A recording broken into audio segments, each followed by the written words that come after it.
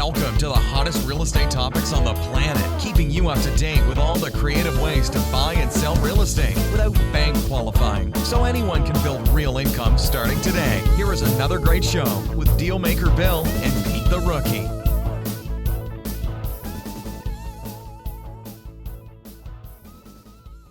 All right, here we are. Another episode of Flipping Houses for Rookies. Good morning, Peter. Morning, Bill. What did you do? You got us a pretty girl on the podcast here. What did you do, Peter? Well, at the last event, I booked out and just talked to her for a couple hours. Oh, okay. But I had legitimate questions. Questions. All right, good. So let's kick off. The title of today's podcast is Comprehensive Look at Self-Directed IRAs to Purchase Profitable Real Estate Deals. So here's a description.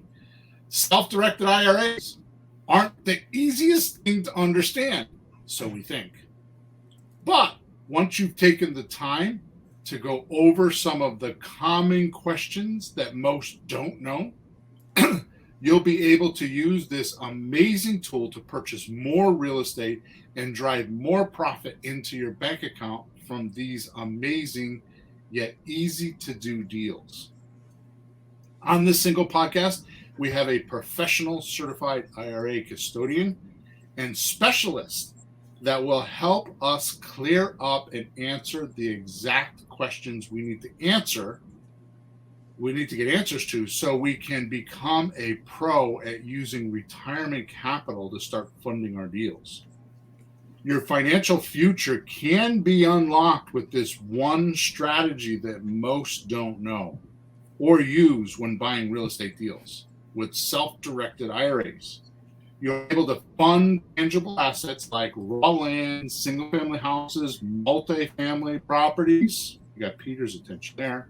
Commercial deals, mobile homes, and any other kind of real estate. So get ahead of the real estate game by having your fingertips more. I don't know why it says that. By having more money than what you can actually spend is what I'm trying to say before you start finding deals. So today we have Alice Vika with us. She is from Quest Trust. And Peter and I were at a Jay Connor event mingling around.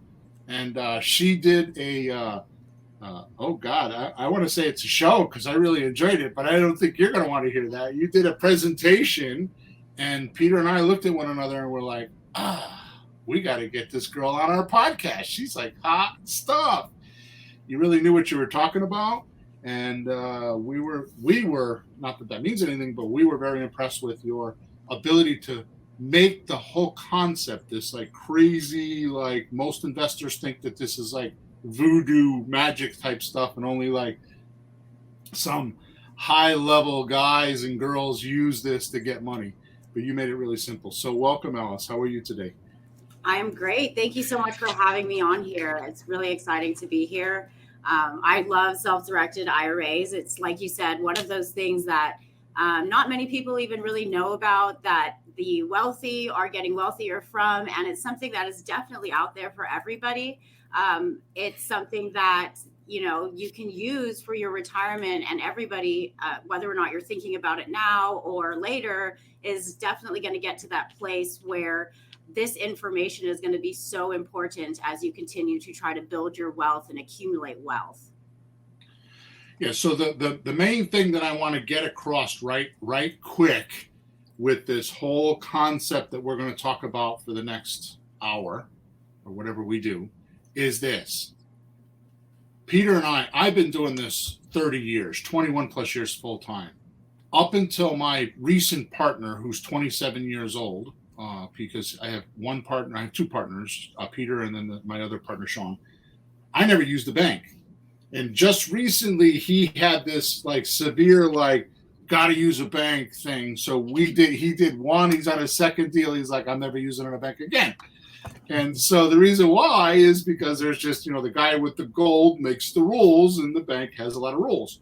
So what we're going to talk about today is how and why we don't use banks. It's called private money.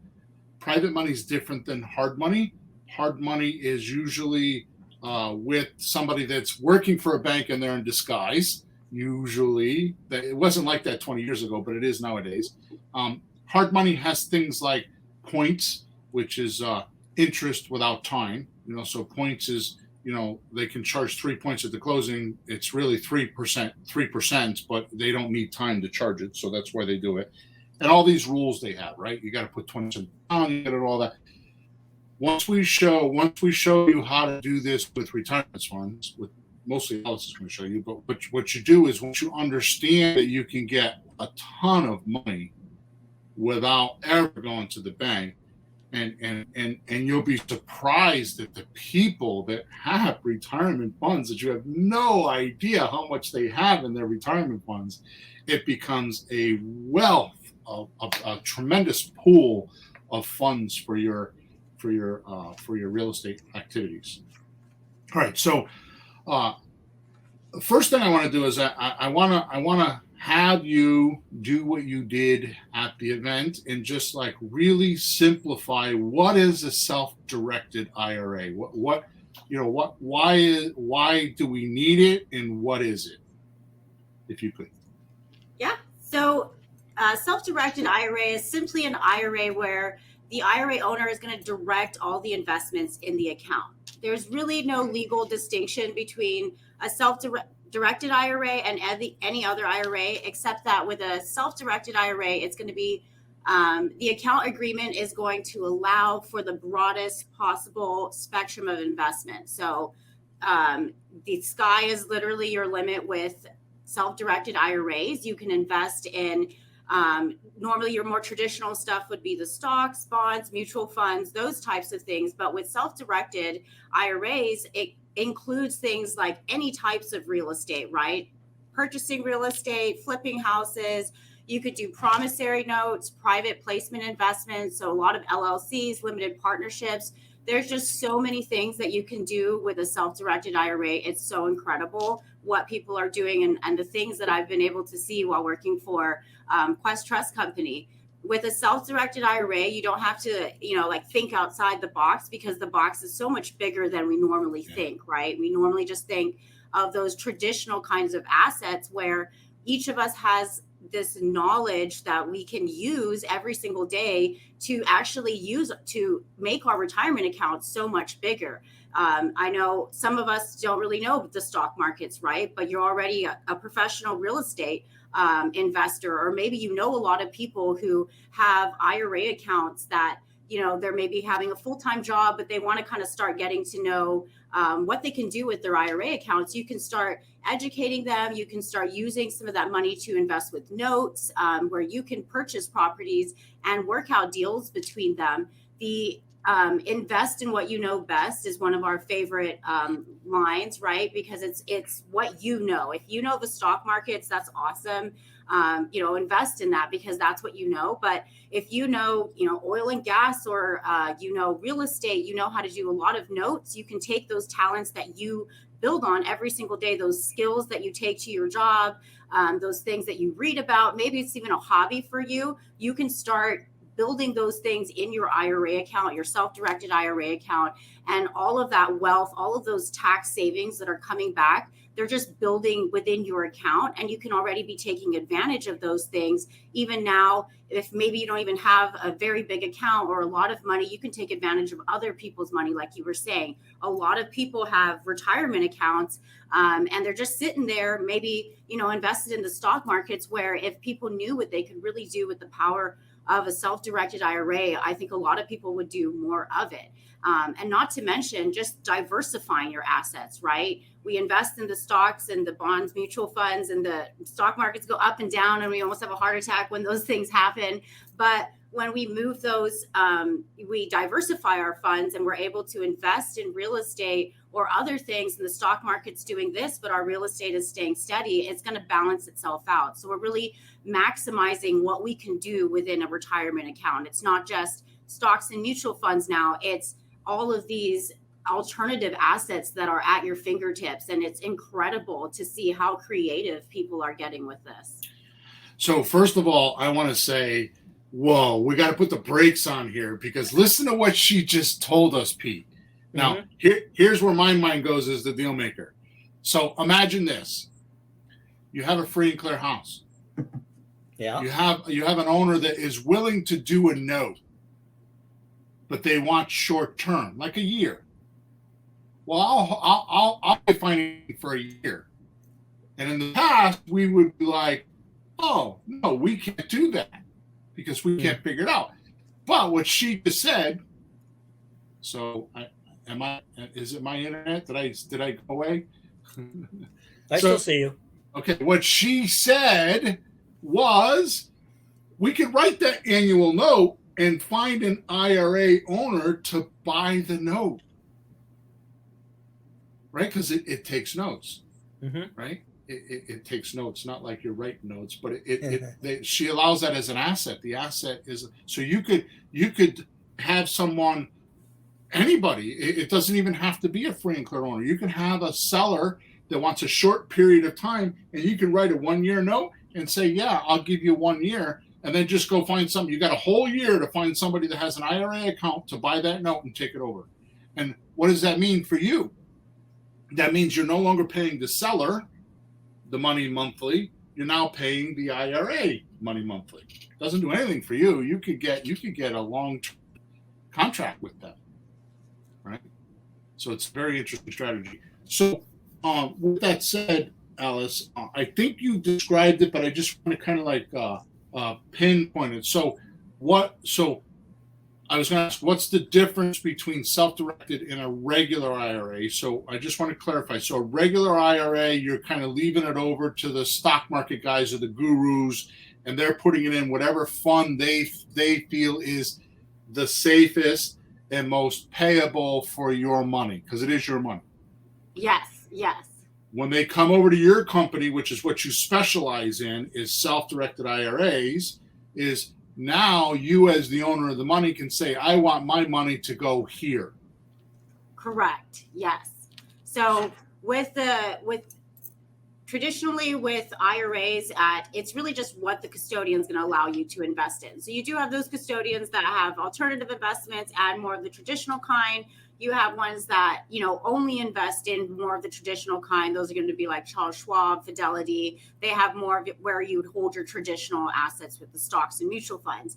And then our company is going to have those private assets, right? And when you bring your funds here, we're not telling you where to send those funds, and we're not helping you find the investments. In fact, we can't give any tax, legal, or investment advice. Really, all we're doing is just educating you on what you can and can't do with your IRA, the different rules, right? Because, of course, to every, really great thing, there's got to be that one thing where you're like, the but, right? We're all looking for that. So there are some of those rules, right, where you can't do some things with your IRA, but we're here to educate you and tell you, you could do this, or these are some of your options. And all of our IRA specialists are highly trained. They read all of those really boring, tax documents for you so that you don't have to do it. And you can ask them those questions and be able to get that education to be able to know where to send your account, right? Because when you bring your funds here, it's just going to sit there until you tell us,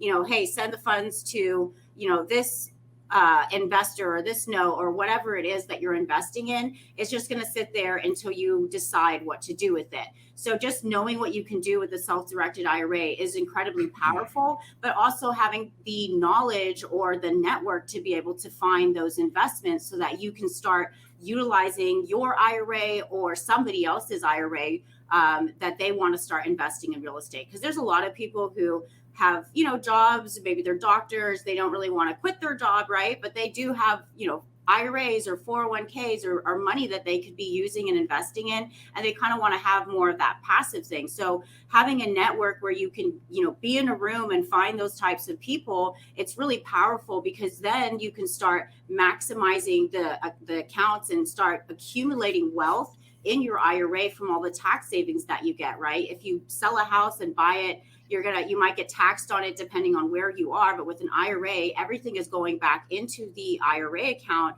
and you're getting all those tax savings depending on what type of account you have. That can grow tax-free with a Roth, or tax deferred with a traditional, where later on in life, when you take those funds out, you're going to have to, pay taxes, right? So it's really cool, the different types of accounts and options you have, along with all of the investments that you can now do. All right, so a couple of things. So she said a regular IRA is tax deferred, which means you pay less. You put the money in there now and you get a tax break now, but you pay the taxes later in life, hopefully when you have less of a tax percentage. Yes. Our Roth IRA, which we all know is tax-free to some degree, right? So, yes. So just in case somebody didn't know that. Also, the other thing that I would like to probably bring up now, I was going to bring it up later, but we'll talk about it now. The next two things is number one, how you can't commingle funds because you can't use it for your own assets or family's assets. And then number two, I'd like to bring up how are we going to find these people, and I'm going to talk about that as soon as you're done. So the commingling is the big like oh no in the room. So what's that all about? So we talk about that we call it prohibited transactions, right? So there's three types of categories that we should all be aware of when we're using self-directed IRAs, and that's going to be your people restrictions, your transaction restrictions, and your investment restrictions. So with the investment restrictions, super easy. You can't invest in life insurance, so can't bank on people dying. And then you can't invest in collectibles, right? Because to me, a painting might be worth $1. To you, it might be worth $1 million. So can't invest in collectibles, but otherwise, literally, you can invest in anything. And then you have your people restrictions. So your people restrictions are really going to be who cannot benefit from your IRA, right? The first person is obviously going to be you, because that's your IRA. The purpose of an IRA account is for you to retire with it, right? So you can't be benefiting from your IRA right away. We like to use the scenario of considering yourself as you, and then your IRA as Mr. IRA, and you're disqualified and you can't enter into any transactions with you and Mr. IRA. So even though it's the same thing, you're like, well, that's my account, right? I should be able to use it. You can't use it right now and start benefiting from it right now. And then those people who are also going to be restricted from your IRA are going to be your spouse, and then your lineal ascendants and descendants. So your children, your grandchildren, and then your parents, the grandparents, and their spouses. You can't buy, sell, trade, or loan, or extend any services to these parties. And the reason why that is because generally speaking, that's how wealth is passed, right? We might love our brother or sister, but at the end of the day, if I die, my wife or my husband or my children are going to get my IRA. So you want to make sure that you're not going into any kind of transaction with these types of people, because the consequences for doing a prohibited transactions are, quite severe. The IRS obviously doesn't want you benefiting from your IRA or taking advantage of these things. So the penalty is a lot. So you just want to make sure that you are aware of what the rules are and what you can and can't do. Now, that doesn't mean that, your IRA is separate, that you can't go into business, right? So I couldn't buy a house for myself to live in within my IRA.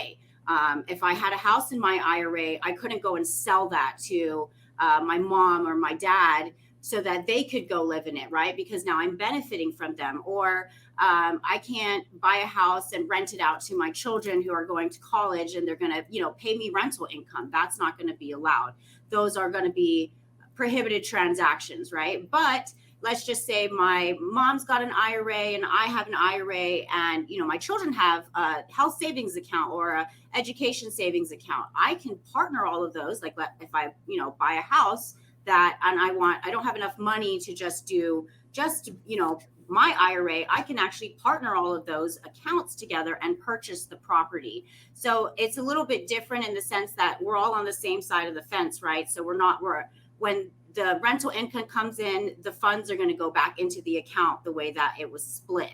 So you're not commingling, you're just partnering those IRAs together. So it's very important that before you get into a transaction, especially if it's something involving a close relative or something you wonder, hey, I don't know if I should do that, is just definitely get on the phone, give us a call, speak to one of our IRA specialists, and they can walk you through all those prohibited transactions, all the prohibited parties, and they can let you know, like, this is where you can find your resources and what the education says within the publications that are given by the IRS. Yeah, so basically the way I have it in my mind is if you have a regular IRA and somebody else is managing your account, you set it and forget it. So you have a job and every week you're putting money in there, and every once in a while you go, look, I got 100 grand, 200 grand, 500 grand, whatever in there, right? And you set it and forget it. So the self-directed is the same way. You should have the same mentality. Like, I just lent Bill money, $100,000 to go buy this house, and he's going to make me monthly payments. You need to just set it and forget it.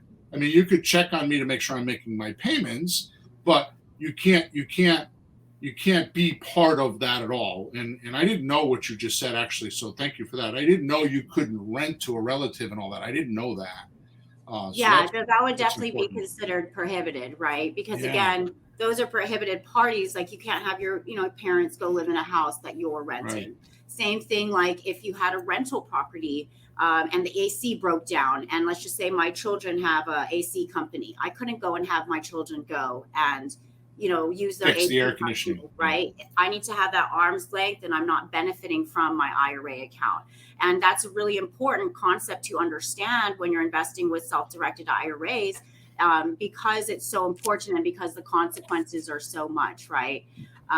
We like to say, like, with a traditional brokerage, you might have that advice or a financial advisor kind of telling you, but with a self-directed IRA, we're not telling you what investments to invest in, right? You're figuring that out yourself. So it's important. But you will tell them not to do that if it's wrong and will jeopardize the IRA. Correct. Yes. Yeah. And we do have policies and procedures in place, right? If somebody comes and they, have an asset that they will ask us, like, hey, do you think that you would hold this asset? Because there are assets that we will have to turn away and say, you know what, it goes against our policies and procedures, and we don't think that it's really in line with what the IRS is saying.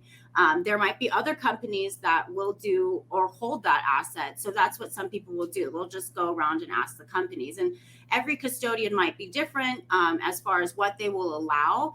So it's really just on the policies and the procedures being in line with what the IRS is. Because, again, we get audited lots of times a year. So we want to make sure. No.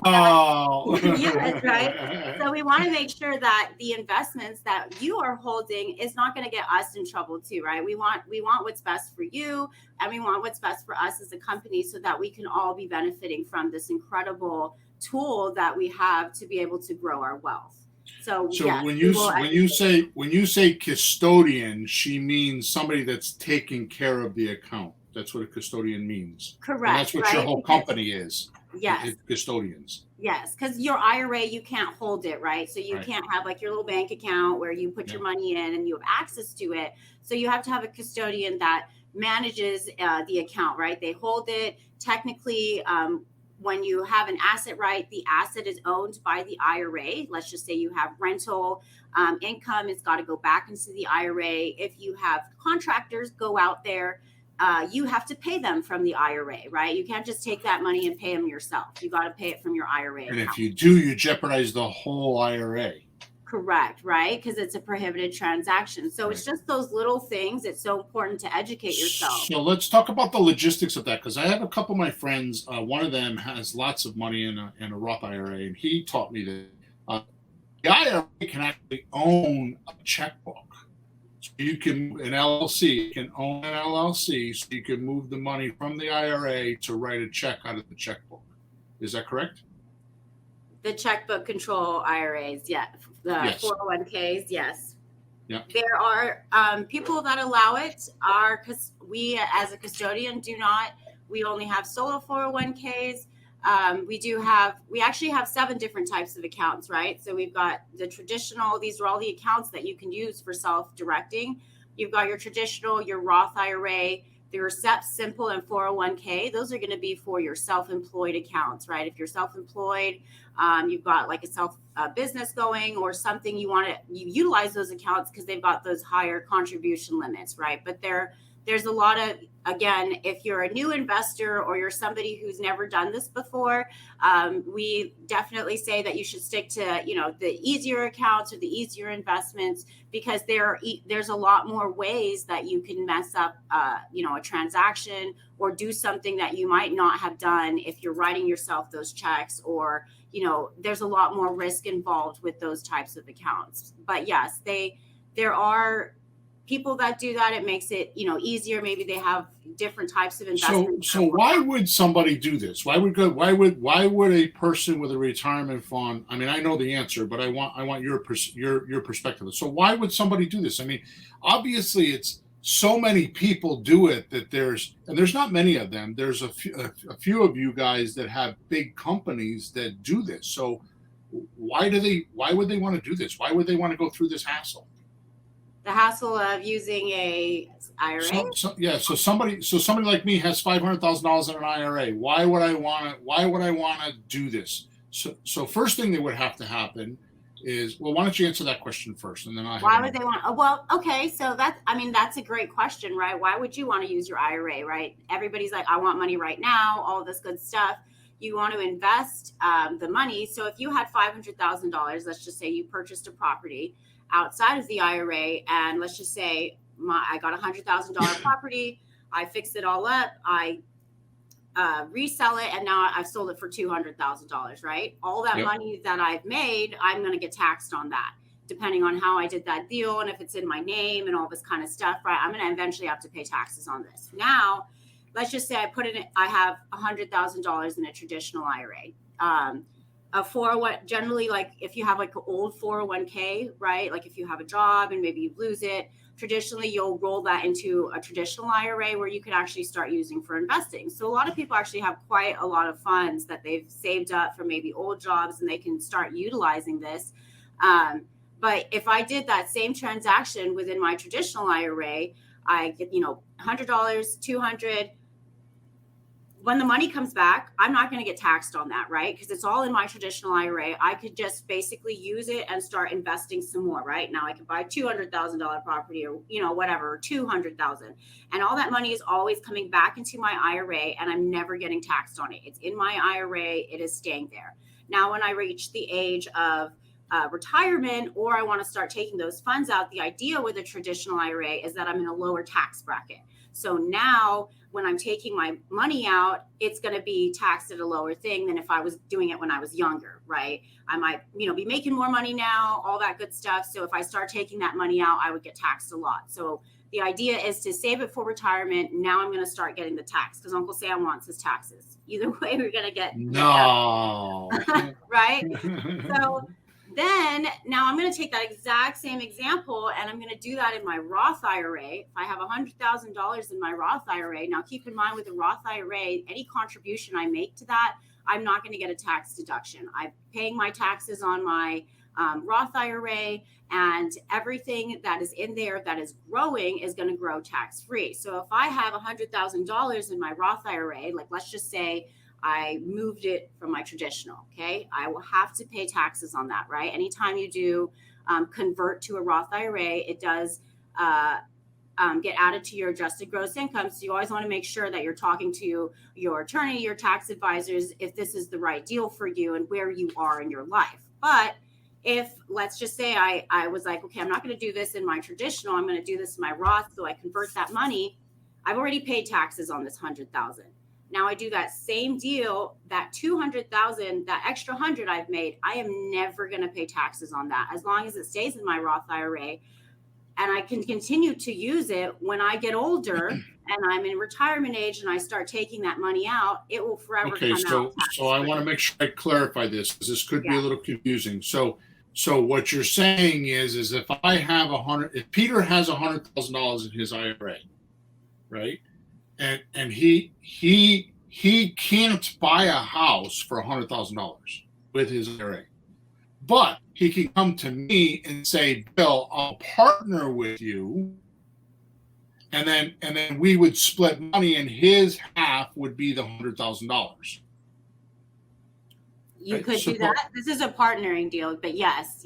So if he had because deal, he can't buy the house himself for $100,000. well, he could, if let's just say he found a house for $100,000, he could buy it in his Roth, right? Let's just say the person wasn't prohibited from him. It was a good deal, and he bought the property. He could buy that property for $100,000. The title would be in his IRA, and now let's just say There he's you go. renting it out. All those funds are going to come back into his Roth. So let's just There you say go. Peter bought it for $100,000. He's sitting in his Roth. He's going to keep it here for 5 years. He's renting that property out for $2,000 every month. That money's all coming back to his Roth. There you go. That's what I want you to clarify. So it's all gaining there, and you're never going to pay taxes on that because it's in your Roth, right? Now, if I did that but outside, everything pertaining to that house has to come from that money. Like you said, if somebody cuts the grass, the Roth has to pay for it. If somebody fixes a toilet, the Roth has to pay for it. correct. Peter cannot benefit from that money until he uses it in retirement. Correct. Okay. And Peter, being me, you can't go there and fix the plumbing yourself, right? You Yes, can't. You you shouldn't. You cannot. shouldn't be doing anything that contributes to it directly or saves you money right now.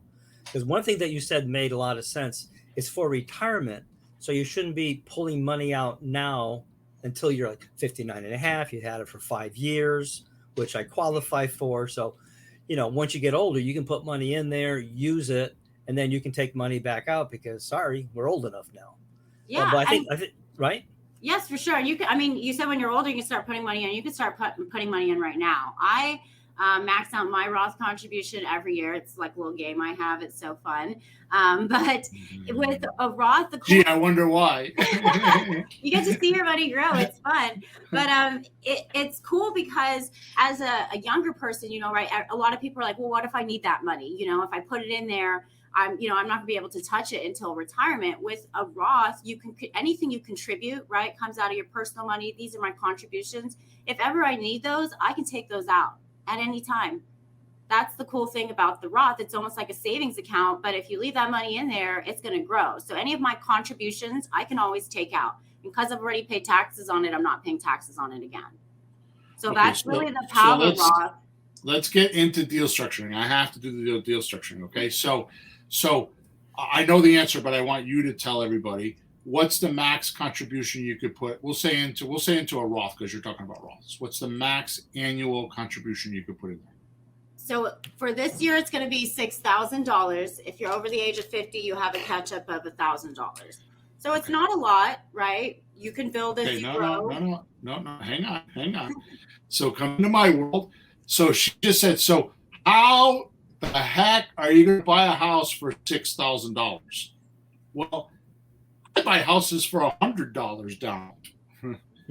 I buy a subject to deal, which means taking over somebody's mortgage, and I pay the filing fees of $70, right? And now what happens? That asset is now in my IRA. So now if the house is worth $200,000, my $100,000 just became $300,000 because I took that asset in my IRA. Oh yeah, by the way, tax free.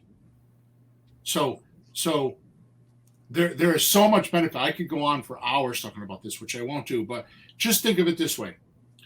You have a $200,000 asset in an IRA that you paid $70 for. Let's say the customer wants $5,000 down payment money. You could take the $5,000 out of your $6,000 contribution, and your $5,000 now turns into $100, $200, $300, $400, whatever the property is worth, right? So with that said, Alice, there is a little bit of a twist with the subject to deals because of the commitment to the IRA, and it's so I think you know what I'm talking about, like the way the loan is structured. Yes, and again, I think it's great that you mentioned that there is so much that you can do, even with just a little IRA, right? The partnering power where you can bring your IRAs together to purchase something, or even just getting options within your IRA. We see that all the time. With those different note deals, I know I've seen some pretty amazing things, to be honest. It literally blows my mind how incredible and creative people can get with some of these deals. But if ever there's any questions in regards to, is this possible? You know, can my IRA own this and that in this type of way in this deal? We actually have a transactions team that is dedicated specifically for each of your deals that you do, right? So if it's a note, if it's a private investment, if it's real estate, we have transactions departments that can walk you through each one, that review all of your deals with you. They confirm that the vesting is correct, right? This is really important when we're buying things within our IRA, is making sure that it's titled correctly. We don't want them to end up in our own name. We want it to always be vested in the name of the IRA. So in our instance, it's going to be Quest Trust Company FBO, which stands for the benefit of, and then it will be your name and then your account number. So that vesting is what makes your IRA now own the investment. So our transactions team works with you in getting together all the documents, reviewing any questions that you have, walking you through all of that. If you're unsure, they can direct you to the resources. And again, like I said, we are really making sure that you're dotting your I's and crossing your T's and all that good stuff. And even when the transactions team is done reviewing what your paperwork, we have our quality control team that is now actually going to go in and double check the work to make sure that everything is good, that it's in line with our policies and procedures. Again, like I said, we get audited, so we want to make sure that everything is in good order and that y'all are staying, within the lines of what you should be doing. And at the end of the day, it is self-directed, right? So we always tell you, make sure that you're talking to your attorneys, that you're talking to your financial advisors, that you're doing your due diligence, that you're checking up on people, right? A lot of times with these deals that you're doing, you're meeting people at events, you're talking together. Make sure that you ask around, do your due diligence, and make sure that you know what you're getting into, because this is your hard-earned money, right? This is someone else's hard-earned money that you might be borrowing. So you want to make sure that the deals that you're getting in are really going to be beneficial for your IRA, and they're not going to get you into any trouble. But we really do our best in making sure that you're educated, that you have the resources that you need so that you're not making these mistakes. And I think our transactions team does a great job. If you have any questions, or even if it's higher level stuff, we actually have a whole exceptions committee that reviews it to make sure that what you're doing is going to be A-okay, in line with the rules. So this note thing is kind of like, it's like something I haven't really thought a lot about. I mean, I know it's there, but you're really like, it keeps dinging my mind. So let's just talk to our listeners for a second. We talk about an agreement for deed every once in a while. There's a whole podcast on it. You can go check it out, right? So an agreement for deed means that I buy a property from a seller and I give them a document, an agreement that says when I satisfy these terms that me and the seller, or the seller and I created together, they'll give me the deed. Now, I have said in the past that you could set up a lease option that has terms. So these things have terms. In other words, they have usually 5 years or 7 years or 10 years, right? So one of the restrictions we have when we're negotiating is, I don't want to go 10 years. Okay, how far do you want to go? Well, I'll do 5 years. And you're thinking, I don't know if I can get it sold within 5 years. Well, here's what she's proposing to us today, whether she knows it or not. I'm sure she does. You could set up what I would do is I would set up a land contract or an agreement for deed. They're the same document, right? Depending on where you're at, for 5 years, and then go find a IRA fund to fund that deal, right? Or you could set up a 10-year contract and tell your seller you're going to cash them out in 5 years and you're going to go sell the note. right? And sell the note to the IRA, find an IRA. So you got 5 years to find an IRA to buy that note, right? It's incredible. I mean, the expansion of what she's talking about is just amazing. And it works perfectly for creative real estate. And here's the reason why. And this was my big aha. Now, I mean, I've done 21 plus years. I've done hundreds of transactions. You would think that I never stop learning. Well, Peter will tell you, I'm constantly buying courses and books and reading, and it never ends. It just never ends. But one of my like, duh, why didn't I think of that 10 years ago moment was, I always had the belief that when you pay cash, in other words, IRA, private money or hard money or a bank or whatever, when you pay cash, you sell for cash. When you buy on terms, you sell for terms. What I didn't realize is wait a minute, why am I just borrowing IRA money or any money for that matter for just 12 months to do a flip?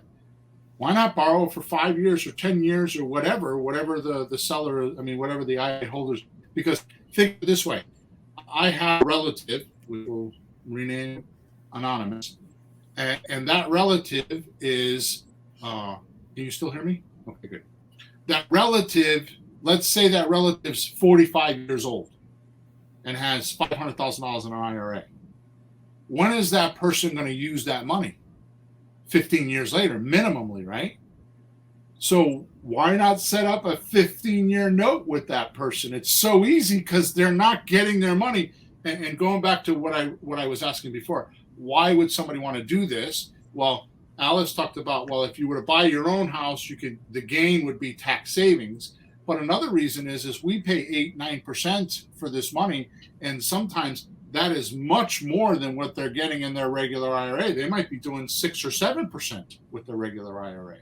Yeah, right? Absolutely. That's really the power of it, right? You're getting the deals that you're making. They're ones that you're doing yourself, right? So as a lender, you can set your own terms. And as a borrower, you negotiate your own terms, right? You're not like with a bank where you got to bring your stack of papers and you got to wonder if, they're going to take you or not, right? You're working out those deals. You're networking with those people. I love to say your network is your net worth, right? The more people that you know, the more money that there is. I think the hardest part with self-directing is just knowing where to go and knowing where to find that money, because there's trillions of dollars. Like, this is actually a fact. There's trillions of dollars sitting in IRAs right now, just doing nothing or invested in the stock markets. And one of the really cool things about working here is being able to talk about this stuff. And then, like seeing what you say with the aha moment, when people realize, wow, like this is the power of what I could already be doing. I think a lot of us younger people, or those or the millennials who are growing up, right? We've had a lot of jobs. We might have little 401ks and that we've had along the way. And if we, utilize the power of that, combining all that into one account, investing in real estate, or maybe if there's something that we already are professionals in, like you can imagine the things that we see. There was this people who invest in horse sperm, right? That's what they know, or people who invest in soy sauce, or all kinds of things. Like you don't have to think outside the box, right? Because the box is just so much bigger than you think.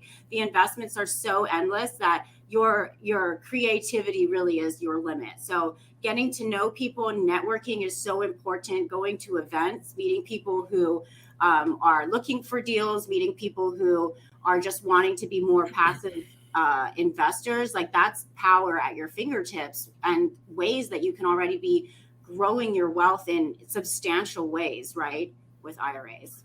Now I know why Peter's got magnetism for you, because you keep saying us young people. Anyways, bad, Hawthorne. You're bad. I'm not even that young, so I don't even know what to say anymore.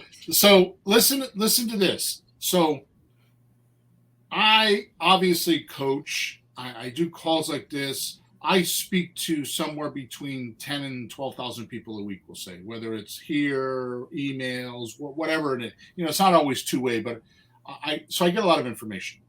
And one of the things that I hear a lot is how does creative real estate work in this market where everybody wants cash? It's right here. It's like, So if the market is like, oh, I don't want to do owner financing. Why would I want to take, $5,000 down and $1,500 a month when I could get my full asking price, right? So if you can get them to give you a little bit of a discount, not much, 10 or 15%, which is what they're going to pay if they go onto the market and use a realtor anyways, right, for a closing cost. So why not have a network of private money that will allow you to pay cash, and then you turn it into a creative real estate deal, because you can get that private money for 5 years or 10 years and then sell on a rent to own and get our money now, money monthly, money later. So it's a way to still stay in the market and not get beat up because everybody's telling you no on, I don't want to do an owner finance deal, or I don't want to do a lease option deal. I want all my cash. This is the way to get around that.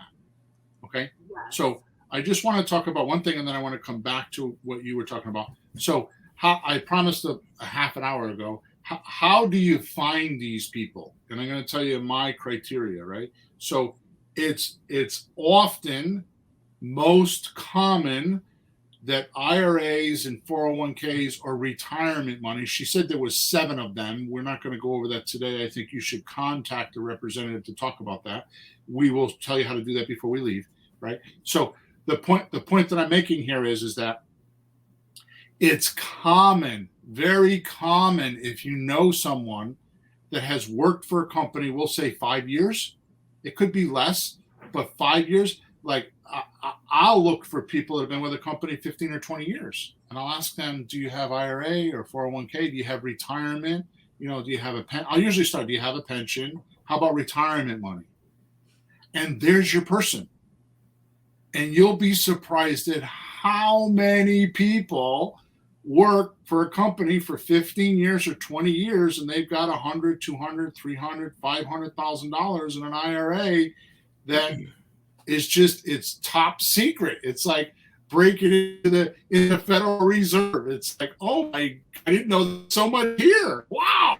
You know what I mean? Yeah, well, people don't go around bragging how much money they have. That's the last thing you do, right? But I was talking to few people that I know, and I was telling them about this, and I was asking him, is he getting good, safe, secure return on his investment? He goes, well, I'm getting like maybe 3-4%. I said, okay. What if I could get you 7, 9, 10%? His eyeballs jumped out of his head. I had to pick him off the floor, put him back in the chair, and say, calm down, because they don't realize that. They don't hear about this kind of thing. So you're like this, I'm not genius, but like, who the hell are you? How do you know this stuff? Right. Yeah. Right. Yeah. So sure. Alice, go ahead. Did you want to say something else?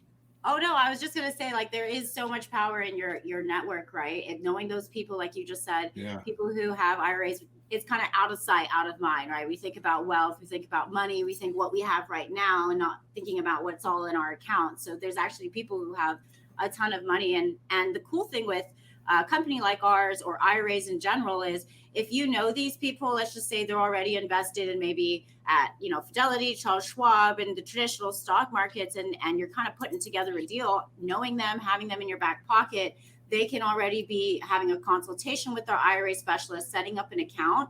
And when you have that deal ready for them, they can just transfer that money over and get it over here. And then you can start doing the deals right away. So you can kind of already start preparing that, and you can have them on standby. A lot of times people, like I said in the beginning, diversification is such an important piece to this, right? They don't have to, abandon everything over here with the stock market so that they can invest in your deal. If they want to diversify, they can continue to be investing here, move the money over, or, move the money over, invest it. And then when they get that return, they can move it back until they have, the next investment. So that's really the cool thing with these different types of accounts, is that you're not committed to just one. You can really diversify and spread your wealth everywhere and start getting different funds back into your account, right? There's not just the traditional and Roth. There's like the health savings account, which is incredibly powerful.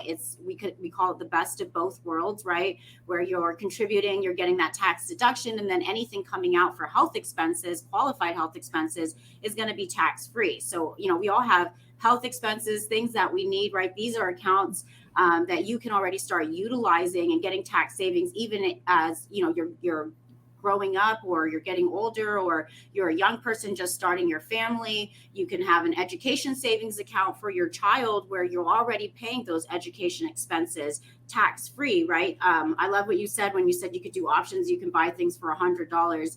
There's even a client who did a deal like that where he bought an option in his child's education savings account and was able to get those funds back into the IRA and ended up paying for her tuition completely tax-free. So again, a lot of people think retirement, oh, I'm not going to, use it until I'm older, but there's also other types of avenues and accounts that you can already start building the wealth within them, and you can start using in your daily life with the power of using that self-directed IRA and taking the knowledge that you use every single day to build your wealth, right? If you make $1 million in your IRA, in your self-directed IRA, that's all on you. And that's incredible, right? So you, again, doing your due diligence, making sure that these assets are really going to grow your wealth are so important. But just taking the leap and doing your research and building your network is really going to help you with accumulating that wealth. I so agree. So here's the best part of the podcast I want to talk about. Because, it's not, people give me a hard time about this, but technically I'm a dumbass. I don't like to make anything complicated. I know if I was listening to us right now, I would be thinking, that's another thing I got to go study. I don't think I want to do that. I'm lazy. I want to make my money. I want to do what I got to do, right? So here's the beautiful thing. These folks, which, by the way, Alice is being very conservative here. She's the boss.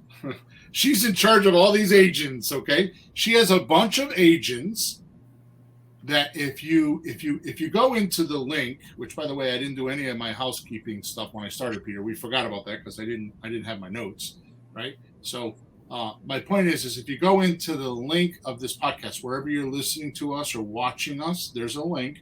It will take you right to their right to Quest's Trust contact page. So here's the reason why you want to do that. These guys and girls will do all the work for you. Now listen to this concept. I meet Peter at a rock band, because that's where Peter likes to go. He likes his guitar. We're at a concert. And we chat a little bit over a couple beers, and somehow he finds out that I'm a real estate investor. And he's like, I always want to get involved in that. And we talk a little bit more, and believe it or not, it happens this casual. He's like, well, I'd like to invest. And he talks about an IRA. And I'll tell him, perfect. What you need to do is you need to talk to one of my teammates. And they can explain to you exactly how to do this. So what you do is you get your client to call one of Alice's staff, and two things happen. Number one, they will fully explain everything to them, and they have this fiduciary agreement, which means it's confidentiality, that they just talk to the IRA people or the Quest people. They don't necessarily, the Quest people are not going to give us that information, number one. And number two, when we talk to them, so what I'm trying to say in a long story here is you should build a relationship with a rep.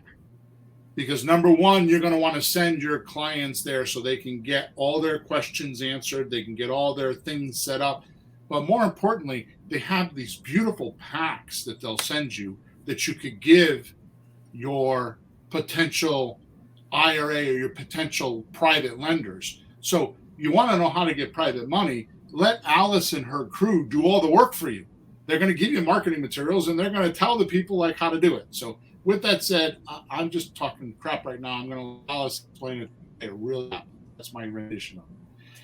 Yeah, no, I love that. Definitely give us a call, right? If you have clients, if you have people that are just even interested in what is a self-directed IRA, how they can even get started, give us a call. It's a completely free consultation. Like I said, we have so many highly trained, certified IRA service professionals who can answer all your questions. They, like I said, read the boring documents so that you don't have to, and they can educate you. We have so much. Our company is so big on education, not just for our clients, right? We want our clients to be very well educated, but we also want our employees to know what they're talking about. So we spend a lot of time in training our employees, making sure they're up to date on all the laws, the rules, the things that are coming out. We educate, we're constantly educating, constantly having, updates with our staff so that when you call, you feel like you definitely know what we're talking about, and you can feel a lot more confident if you're a person who's just starting out on self-directed IRAs, right? And then, of course, it's going back to your network. I don't know if you've ever been to a Quest event, but we put on a lot of events a year. We're constantly attending events. I know I met you at Jay Connor's event. That was one that we were there sponsoring at. But we go to events all the time. So we're everywhere. You might see us if you go to different real estate events, different networking events. If you're not, you should be. We have online events all the time.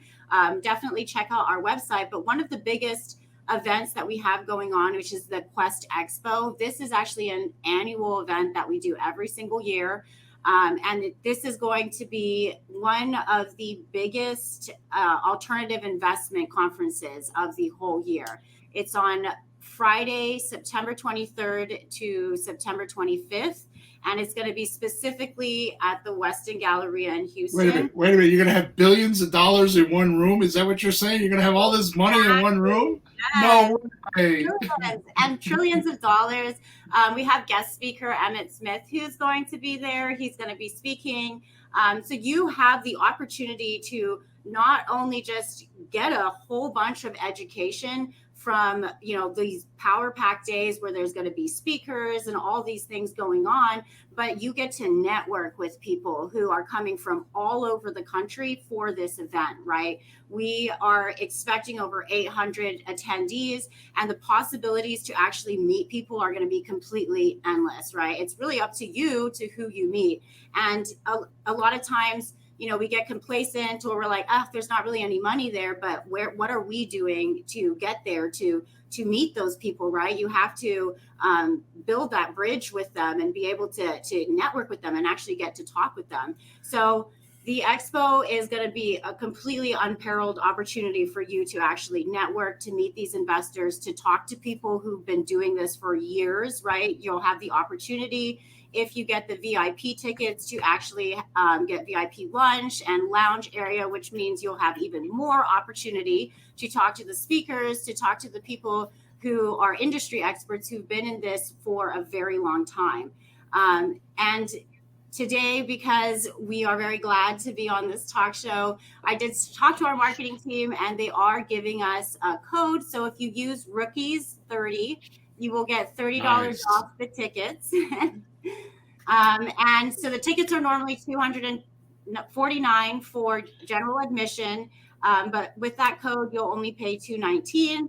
And then for VIP tickets, you're going to be paying $399. And again, the VIP tickets are going to mean VIP admission. You're going to get preferred seating. So if you have a friend you want to sit next to, or maybe you might even end up sitting next to one of the speakers, you'll really get that opportunity to be able to ask them all the questions that you've had, right? So it's really a great opportunity for you to be able to make new connections and meet people that maybe you would have never met before, right? So we're really excited about the expo. I know the last couple ones we've had have been super huge, really big turnouts. Everybody walks away from the expo like, wow, this is the wealth of knowledge I got, not just from listening to the speakers, but from meeting all the people, from talking to people. There's deals that are being made all over the place. People are looking for money. People are wanting to invest their funds somewhere, right? Well, you were just talking about having a network. What a good place to go build a network. Yes, for real. Yeah, this event is going to be incredible. Like I said, it's our annual event, so we have one every single year. Due to the COVID stuff, right? We haven't had one for a couple years, so this one's going to be our first one in a while, and it's going to be really big. Like I said, it's at the Westin Galleria, so great area too, right? So not only just networking, but you can go and make connections and start having lunches and dinners. What city? What state? What city, what state? What city, what state? And this is going to be in Houston, Texas. Houston, Texas. Okay, good. And it's September of 2022. Yes, September 23rd to September 25th. Yeah, so if you're obviously listening to this podcast after September of 2022, you missed it. Sorry, but there's one next year. You can go sign up. Yes, there is, right? It's our annual event. So if you want, you can go to www.questexpo.com. That's just going to be QUESTEXPO.com. That's Quest Expo. You can sign up there. You can get more information. But definitely, I would suggest if you're an investor, if you're somebody looking to start self-directing your account, I highly recommend this event because it's going to be incredible. The people who are going to be there are super brilliant. Top notch, huh? All right, good. So I don't know. I'm not sure. This is my last question because we're kind of like at the hour. So first of all, I want to say thank you very much because I think this has been informative. Peter, did you have a question you wanted to ask? Well, I have so many questions. It's more like my questions. But in general, I think you covered everything pretty well to get people started. And it's certainly something to learn more about. There's these rules have been put aside there or created by the IRS so people who know what they're doing can make more money. So it behooves one to learn more about such things. That's exactly what I want to talk about. So what I strongly advise the listeners to do right now is the first thing I would do if you are trying to get any, especially in today's market, with so many sellers wanting cash offers, you need to switch your thinking to how can I get a lot of cash? So here's what I would do, the little checklist, okay? So first thing I would do is I would go to the link in the chat or just go to quest.com to their contact us page. Tell them you were on the podcast with us, with Alice, and you want to talk to one of her reps. And I would introduce yourself to a rep and get a representative from Quest.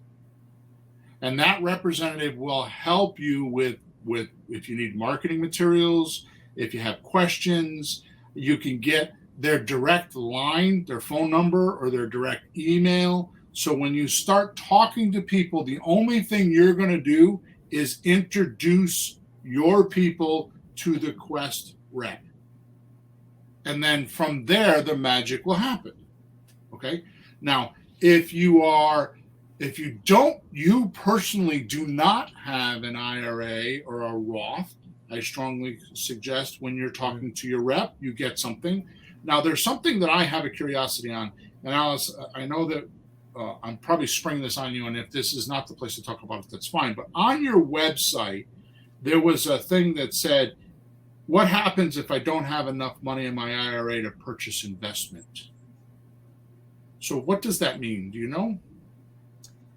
So like if you don't have enough money, as in, for instance, if Peter didn't have $100,000 in his Roth, right? Right. How can you already start investing? If you just, like you said, if you don't have an account and you want to start one, those contribution limits for a traditional and Roth are $6,000. I don't know about you, but there's not that many properties going for $6,000.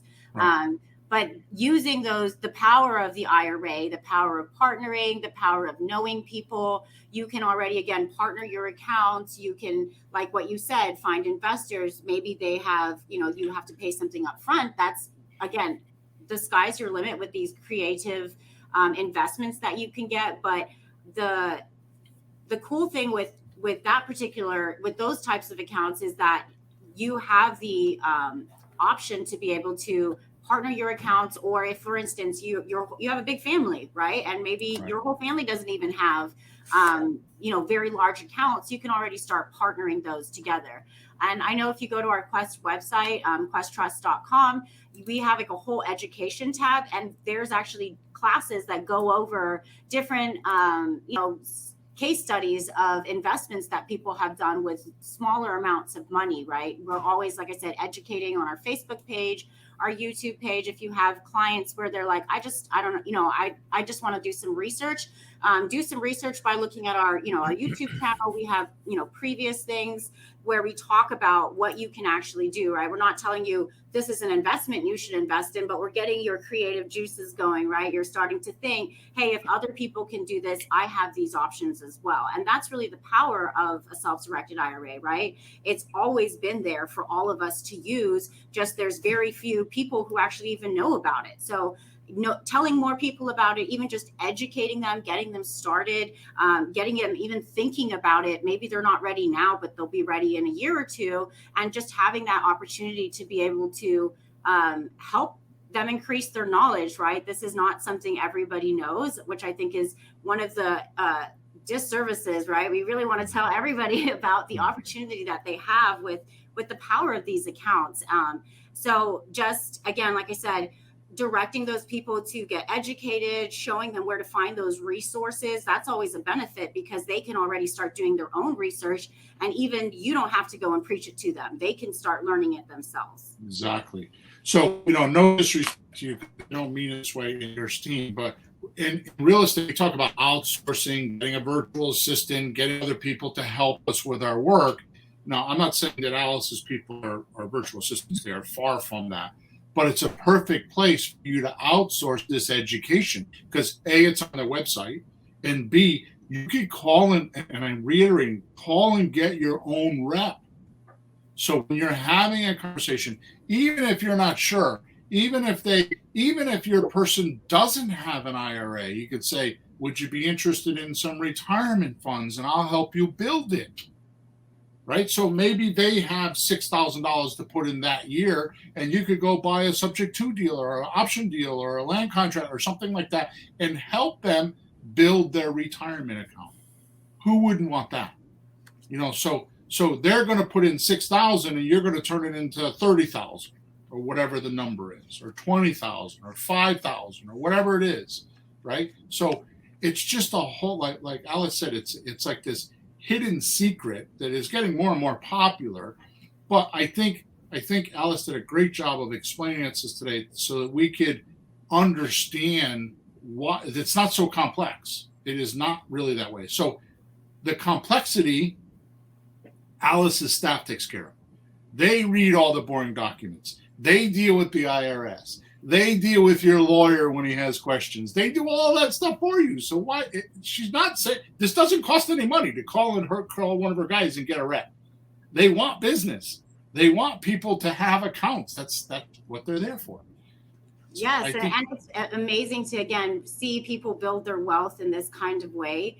I know our founder, he actually just wrote a book that's coming out soon, Self-Directed IRA Secrets Revealed.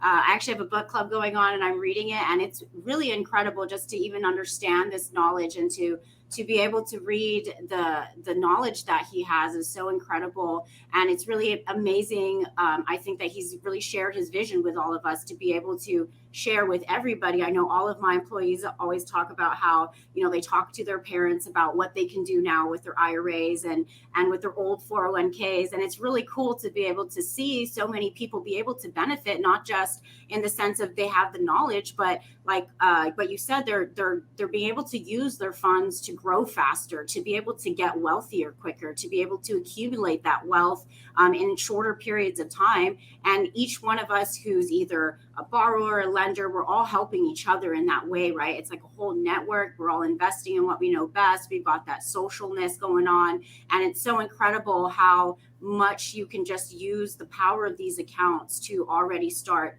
growing into retirement and being able to retire a lot earlier than other people would who didn't utilize this account.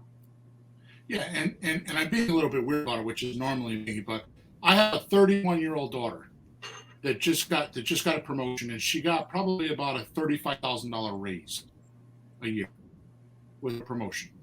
Okay, and here's the point: I've been pounding her, and I don't tell her what to do ever, but this time I am. I'm like, look, you got $30 or $35,000, whatever it is, of money you're not used to.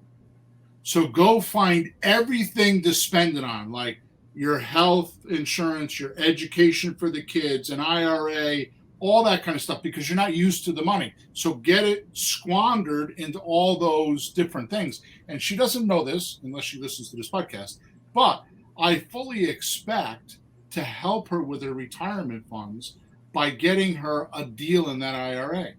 Now, I'm not being dishonest here, but could she lend Peter money on one of his deals? Yeah, he's not in that linear path. You understand? Right. Yes. So, or partner or whatever. There's so many different ways that if you don't talk to one of Alice's reps, you won't know. Yes, So for sure. It's like the treasure you always wanted. It's like sitting right there. It's just talk to one of the reps, and they'll give you so many ideas. It's incredible. It's a resource that I'm glad not every you want every investor to know it. I don't. I'm like, yeah, let's grab as much as we can. You know what I mean? It's incredible. Bill, don't forget that you could take your family members and combine IRAs and invest in something, right? As well. Yeah. So suppose percentage-wise. Suppose, like what Peter's saying, suppose I could put in $2,000 this year, and my daughter could put in $6,000, and my mother could put in $6,000. All of a sudden, you have $14,000. Yep, absolutely. Yeah, right there. And that's all money that can be going back into the retirement account. So it's not just you who's benefiting, it's your mother and your daughter and all of the people that you have kind of going into this deal. I've seen deals with like 10, 15 people in them, right? People get creative. You know what I mean? The sky is really your limit, or I like to say that your creativity is your limit. So the more you know, the more knowledge you gain, the more people you meet, the more you'll be able to kind of understand how they're doing these deals and be able to mimic them or, even do them yourself. It's incredible the knowledge that you can learn when you're networking and getting to know other people. Totally. I love what you said earlier. Your network is your wealth. The bigger your network. Bill, your network is your net worth. Net worth. Oh, I said that. I got it wrong. Yeah, network is your net worth. Nice. Alice, where'd you get that? Honestly, I don't know. I read a lot and I listen to like a lot of self-development stuff. So one of the many people that I listen or read to the club. We got it from you. They kind of all blend into one. You know what I mean? All right, cool. So Alice, we're 10 minutes past the hour. Thank you so much. We'll see what our listeners have to say. I'm sure if we could do a sequel to this sometime down the road, I'm sure we could do that. But I really appreciate your knowledge and your energy and your company. Just go, wherever you're listening to us, go in or watching us, go into the description. There's a link there that will get you right to their contact page so you can actually set up an appointment with one of her reps and actually open up your world, man. It's like there's so much that could be had. This is such a phenomenal resource. Yes. Thank you so much for having us. We really, really appreciate, the time that you spend with us and allowing us to be guest speakers on your podcast and talk about this, right? I think it's so cool that we're getting the word out and, it's there for people to start doing and start using. I agree. So make sure that wherever you're watching or listening to us, you subscribe. Make sure you like us or dislike us or leave us a review, whichever one you prefer. And as always, if you have any questions, you can go to flippinghousesforrookies.com. Top right-hand side, there's a support link there. I answer them myself personally. And again, thanks for listening, and thank you, Alice. And we'll talk next episode. Over and out. Thanks for tuning in to the hottest real estate topics on the planet with Bill and Pete. If you want to continue learning how to buy and sell real estate without money or credit, head over to flippinghouses.club for some cutting-edge real estate wealth tools. Or contact us at info@flippinghouses.club.